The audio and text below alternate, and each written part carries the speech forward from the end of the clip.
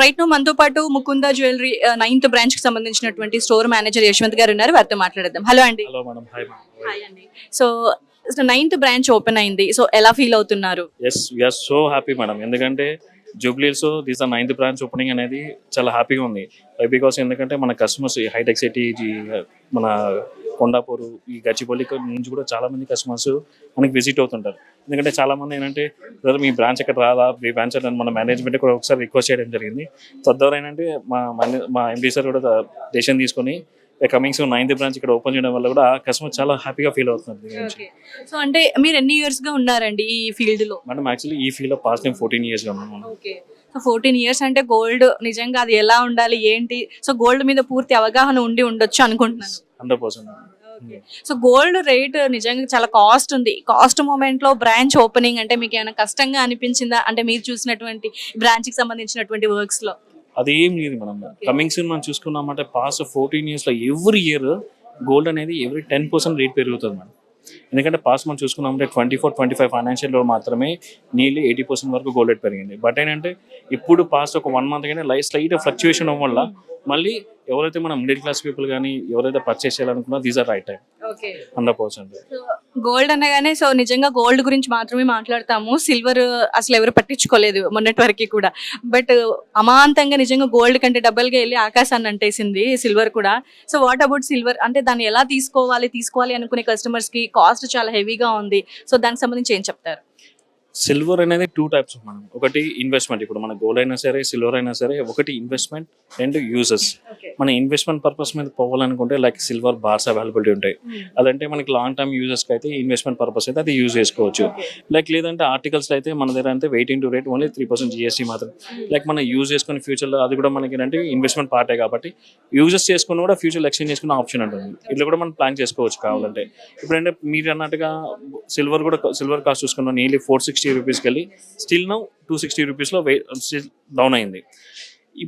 ఇది కూడా చెప్తున్నాను, ఇన్వెస్ట్మెంట్ పర్పస్ అంటే మనకి నార్మల్గా చాలా వరకు అంటే గోల్డ్ రేట్ పెరుగుతుంది కదా, లాంగ్ టైం ఇన్వెస్ట్మెంట్కి అయితే బిస్కెట్స్ చాలా వరకు పర్చేస్ చేశారు కూడా, ఇప్పుడు కూడా తీసుకుంటున్నారు.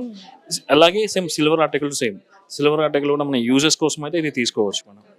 ఇది కూడా సేమ్ మనకి ఫ్యూచర్ ఎక్స్చేంజ్ చేసినా we get for 80% value. Same మనకి బార్ ఎక్స్చేంజ్ చేసినా we get for 100% value. Both of రెండు సేమే.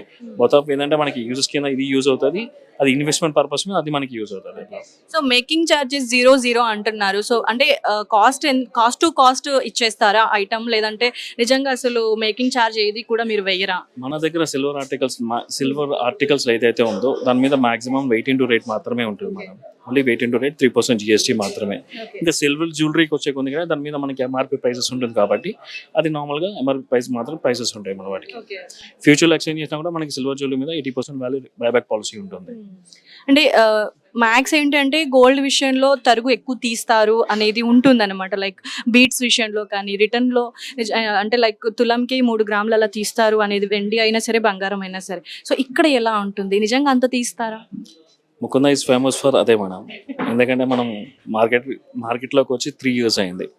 బట్ అప్పటి నుంచి ఇప్పటి వరకు మన స్ట్రాటజీ ఒకటే, 2 to 12%. మీకు తెలిసే ఉన్న భాష 3 years బ్యాక్ వరకు 18, 20, 22% VA ఛార్జెస్ ఉండేది. ఇప్పుడు ఇప్పుడైతే మనం 2 to 12% పెట్టామో అదే మార్జిన్.